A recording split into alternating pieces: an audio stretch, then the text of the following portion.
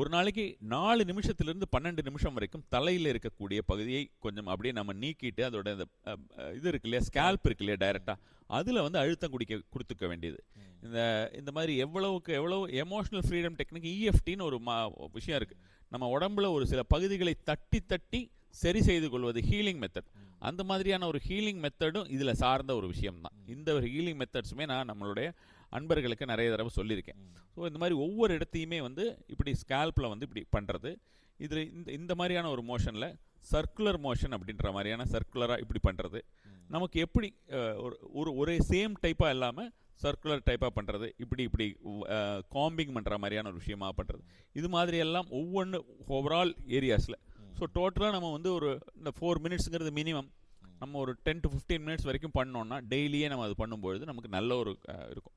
Daily பண்ண முடியாத இருக்கக்கூடிய ஒரு சில பேரெல்லாம் வந்து பார்த்தோம்னா வீக்லி ஒரு 4 தடவையாவது பண்ணணும். இது கொஞ்சம் கன்சிஸ்டண்ட்டாக பண்ணணும். ஏன்னா இதில் வரக்கூடியது வந்து பார்த்தோம்னா இப்போ நம்ம நிறைய ப்ராடக்ட்ஸ் எல்லாம் நிறைய இப்போ இந்த ஹேர் க்ரோத்துக்கு அது இதுன்னெலாம் சொல்கிறாங்க, கொஞ்சம் நாளைக்கு வளரும் அதுக்கப்புறம் வளராது அப்படின்ற மாதிரியான விஷயங்களாக. இதெல்லாம் எனர்ஜி மெடிசன்ஸு. இப்போ நம்ம சொல்கிறதெல்லாம் எனர்ஜி ஹீலிங் டெக்னிக்ஸ். இது மாதிரி இருக்கிறதெல்லாம் நீண்ட காலங்களுக்கு பிரச்சனை இல்லாமல் இருக்கும். ஓவராலாக ரூட் காஸ் ப்ராப்ளத்தை சரி பண்ணிடும். ஸோ இப்போ அந்த ரூட் காஸ் ப்ராப்ளத்தை சரி பண்ணுது அப்படின்னும்பொழுது இது நமக்கு கொஞ்சம் லாங்காக டைம் எடுக்கும். நம்ம வந்து ஃபுல்லாக ஆகிறதுக்கு, நமக்கு ஃபுல் க்ரோத், நமக்கு பெருசாக க்ரோத் இருக்கணும் அப்படின்ற மாதிரியான விஷயமா அதை கண் கூட அவங்க பார்க்குறதுக்கு 2 months ஆகலாம், 3 months ஆகலாம். நம்ம ஒரு ஆயில் வாங்கி தேய்ச்சாலே அந்த டைம் ஆகிடும். அவங்களே அது மாதிரி தான் கிளைம் பண்ணுறாங்க. ஆனால் அந்த 3 monthsல அது மாதிரி வருதுங்கிறது ஃப்யூச்சரில் எதுவும் அவங்களுக்கு வேறு எதுவும் ப்ராப்ளம் வராமல் அது ரெகுலராக அந்த ஒரு க்ரோத் இருக்கும் அப்படின்ற மாதிரியான ஒரு விஷயம்.